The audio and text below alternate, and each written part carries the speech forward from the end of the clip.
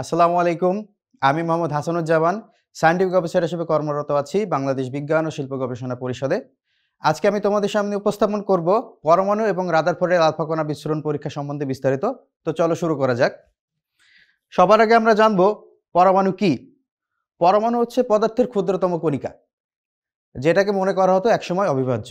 বিজ্ঞানী John Dalton ঊনবিংশ শতাব্দীর শুরুতে সর্বপ্রথমের আধুনিক মতবাদ দেন এবং উনি মনে করতেন পরমাণুকে আর বিভাজন করা যায় না।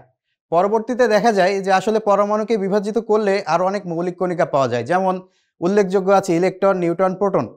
তো এই যে কণাগুলো পাওয়া যায়, এই কণাগুলো আসলে বিভিন্ন বৈজ্ঞানিক পরীক্ষার মাধ্যমে প্রমাণ করা হয় এবং তার মধ্যে উল্লেখযোগ্য পরীক্ষা ছিল রাদারফোর্ডের আলফা কণা বিস্ফোরণ পরীক্ষা। তো আমরা আজকে রাদারফোর্ডের আলফা কণা বিস্ফোরণ পরীক্ষা সম্বন্ধে বিস্তারিত জানব।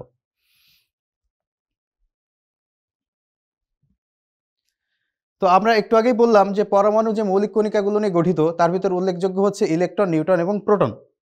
তো রাদারফোর্ড সর্বপ্রথম 1909 সালে তার দুজন সহযোগী আর্নেস্ট মার্স্টেন এবং হ্যান্স হাইগারের সহযোগিতায় একটা পরীক্ষা করে, সেটাকে রাদারফোর্ডের আলফা কণা বিস্ফোরণ পরীক্ষা নামে পরিচিত। তো সেই পরীক্ষা করার জন্য আমাদের যে জিনিসগুলো লাগবে সেগুলো হচ্ছে একটা তেজস্ক্রিয় উৎস লাগবে, যেখান থেকে আমাদের আলফা কণাগুলো বিচ্ছুরণ হবে, এবং একটা গোল্ড ফয়েল লাগবে, সেটা খুবই পাতলা ফয়েল, একটা জিঙ্ক সালফাইড পর্দা এবং একটা লেডের বক্স। লেডের বক্সটা এই জন্য লাগবে যেন আমাদের আলফা কণাগুলো একটা নির্দিষ্ট পথে পরিচালন করা যায়। তো এখন যদি আমরা এই ছবিটার দিকে লক্ষ্য করি, তাহলে আমরা দেখতে পাবো যে ওনারা যে পরীক্ষাগুলো করেছিল সেই পরীক্ষাটা সেট আপ কেমন ছিল। একটা লেড বক্সের ভিতরে ওনারা একটা তেজস্ক্রিয় উৎস রেখেছিল রেডিয়াম।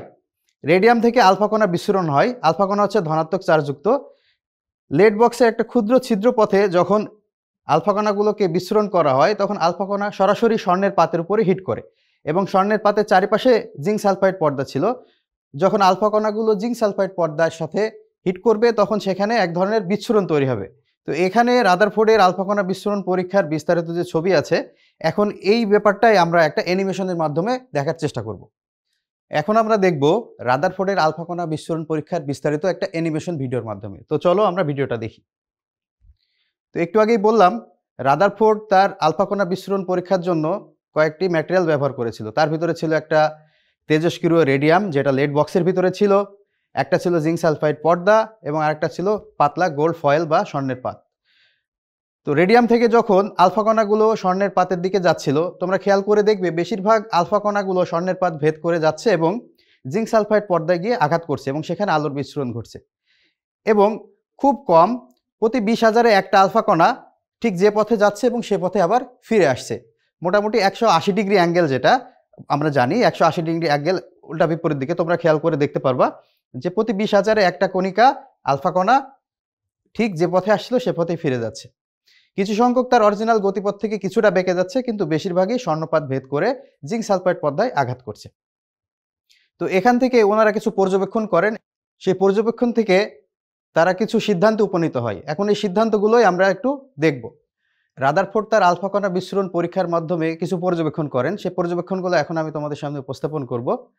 ওনারা যখন আলফা কণা বিস্ফোরণ পরীক্ষা করে, তখন দেখা যায় শতকরা প্রায় 99.5 ভাগ আলফা কণা স্বর্ণপাত ভেদ করে চলে যায়, এবং কিছু সংখ্যক আলফা কণা সামান্য বেঁকে তাদের আসল গতিপথ থেকে একটু বেঁকে জিঙ্ক সালফাইড পর্দায় আঘাত করে। এবং ওনারা খেয়াল করে দেখেন প্রতি 20,000-এ একটা আলফা কণা ঠিক যে পথে যায় এবং সে পথে ফিরে আসে। এই পর্যবেক্ষণ থেকে ওনারা কিছু সিদ্ধান্তে উপনীত হয়। তো এখন আমরা সেই সিদ্ধান্তগুলো একটু দেখব। আলফা কণা বিস্ফোরণ পরীক্ষার থেকে ওনারা যে সিদ্ধান্তে উপনীত হয়, সেটা হচ্ছে আলফা কণার ভর ইলেকট্রনের ভরের প্রায় 7,000 গুণ বেশি।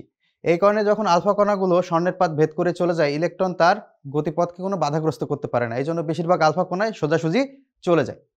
অন্যদিকে প্রতিটা পরমাণুর যে কেন্দ্র থাকে, সে কেন্দ্রে থাকে নিউক্লিয়াস, এবং নিউক্লিয়াস থাকে প্রোটন এবং নিউট্রন। প্রোটন যেহেতু ধনাত্মক চার্জযুক্ত, অন্যদিকে আলফা কণাও ধনাত্মক চার্জযুক্ত। আমরা জানি সমধর্মী চার্জ একে অপরকে বিকর্ষণ করে। যখন একটা আলফা কণা সোজাসুজি নিউক্লিয়াসে আঘাত করে, প্রতি 20,000-এ একটা আলফা কণা ঠিক তার আগের পথেই 180 ডিগ্রি কোণে ফিরে যায়। যেহেতু অধিকাংশ আলফা কণা স্বর্ণপাত ভেদ করে জিঙ্ক সালফাইডে আঘাত করে, এই জন্য আমরা জিঙ্ক সালফাইড পর্দাতে আলোর বিচ্ছুরণ দেখতে পাই। এখান থেকে রাদারফোর্ড যে সিদ্ধান্তগুলো দিয়েছিল, সিদ্ধান্ত অনুসারে উনি একটি পরমাণু মডেল প্রণয়ন করেন। এখন আমরা সেই পরমাণু মডেলটা দেখব। এতক্ষণ আমরা রাদারফোর্ডের আলফা কণা বিস্ফোরণ যে পরীক্ষা দেখলাম, সেই পরীক্ষা থেকে যে সিদ্ধান্ত এবং পর্যবেক্ষণগুলো ছিল, ওখান থেকে রাদারফোর্ড এবং তার সহযোগীরা মিলে একটি পরমাণুর মডেল দেন। সেই মডেল অনুসারে আমরা দেখতে পাই এখানে যে পরমাণুর কেন্দ্রে থাকে প্রোটন এবং নিউট্রন, অন্যদিকে চারিপাশে যে কক্ষপথগুলো আছে সেখানে থাকে ইলেকট্রন, যেগুলো নিউক্লিয়াসকে কেন্দ্র করে ঘুরতে থাকে।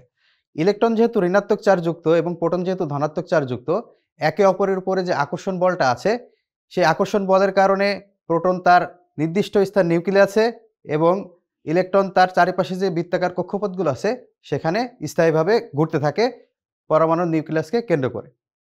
তো রাদারফোর্ডের আলফা কণা বিস্ফোরণ পরীক্ষা থেকে যে মডেলটা আসে সেটাই পরমাণু গঠনের আধুনিক ভিত্তির সূত্রপাত হয়। তো এই ছিল রাদারফোর্ডের আলফা কণা পরমাণুর বিস্ফোরণ পরীক্ষার মাধ্যমে পরমাণুর গঠন।